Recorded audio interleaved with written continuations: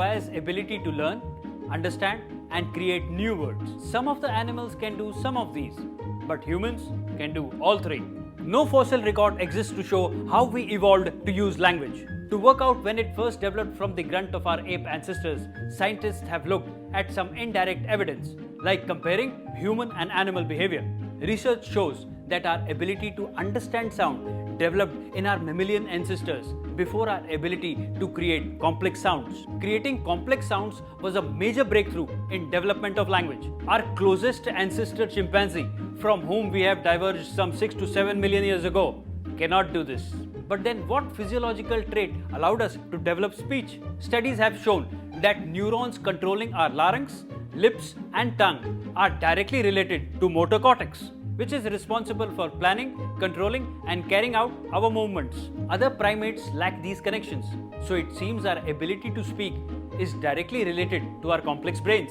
And it seems that our ability to make coherent sentences is because of our genes. A variant of gene FOXP2 is which exists only in humans and is vital for forming memories in areas responsible for pattern of movement involved in complex speech. If this gene is disrupted in someone, then he surely suffers from speech disorder.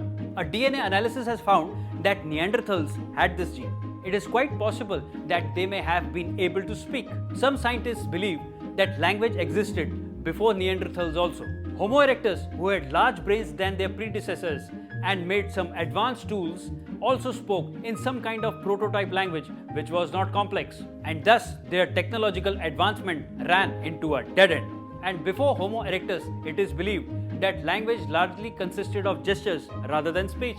But it seems that with advanced tool use and need to communicate in dark, speech developed. Papua Guinea is the country with the most spoken languages, 800 plus, followed by Indonesia, Nigeria and India. Although much is not clear about evolution of language, one thing is certain: humans will continue to speak the language of creativity, which begins with alphabet I.